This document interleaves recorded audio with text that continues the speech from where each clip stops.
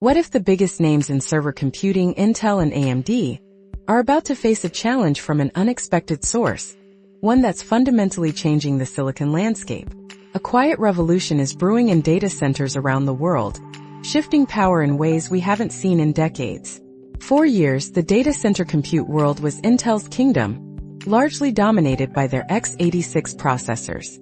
Then, about a decade ago, we saw the first major tremor, the rise of GPUs fundamentally changing how we approach heavy computation. But now we're witnessing a double-barreled shift. Not only is AMD rapidly gaining ground on Intel in the x86 arena, but a whole new player, ARM, is making an unprecedented push for the lead. Let's talk about AMD's incredible comeback story first. They are aggressively taking market share from Intel in the x86 data center CPU space. If you look at the numbers, AMD's share has surged to around 40%, practically from nothing back in 2018. This isn't just random luck. Under Lisa Su's visionary leadership, AMD made the strategic decision to shift manufacturing to TSMC, coupled with relentless execution from her team.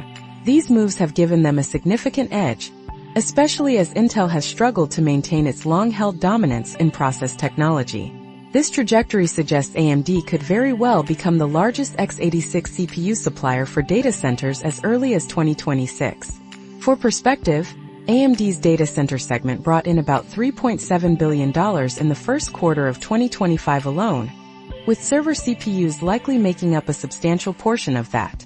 But here's where the story gets really interesting: the ARM invasion. The hyperscalers, think Amazon, Google, Microsoft, and soon Meta, are now designing their own ARM-based CPUs. Why? It's primarily about optimizing for their specific workloads to achieve better power efficiency and performance. Cutting out Intel and AMD's margins is a nice bonus, but it's not the main driver. This push toward custom silicon marks a significant new chapter. Amazon's Graviton chips, for instance, are now in their fourth generation, and Amazon's CEO, Andy Jassy, recently noted they offer 30 to 40% better price performance compared to x86, along with superior power efficiency. Google's new Axion processors claim up to 50% better performance and 60% better energy efficiency. Microsoft's Azure Cobalt CPUs promise around 30% savings over x86. Imagine the cumulative power savings across massive data centers. It's like powering a small city with the energy saved from just a few of these facilities. While most existing software still leans x86, these hyperscalers are aggressively promoting their ARM processors, encouraging customers to shift workloads. Then there's NVIDIA, who took an even bolder step. In 2022, they introduced Grace, their first ARM-based CPU, specifically designed to pair with their powerful GPUs like Blackwell. In their top-tier NVLink configuration, Blackwell GPUs no longer support x86.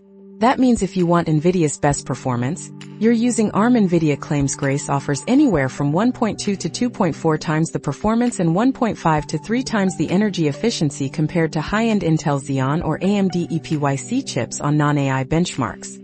This is a massive endorsement for ARM, especially considering JP Morgan projects millions of Blackwell GPU shipments in the coming years. Looking at the numbers, ARM's data center share was around 15% at the end of 2024, but it's poised for explosive growth. For AI workloads, the ratio of Grace CPUs to x86 CPUs can be as high as 50 to 100 to 1 in a single data center rack. So while x86 CPUs currently account for the vast majority of server shipments, ARM's footprint is expanding rapidly, driven by these customized chips and NVIDIA's AI strategy. McKinsey predicts AI workloads will grow 3.5 times by 2030, dwarfing the growth of non-AI tasks. This massive expansion will predominantly favor ARM-based CPUs due to their efficiency and their tight integration with AI accelerators.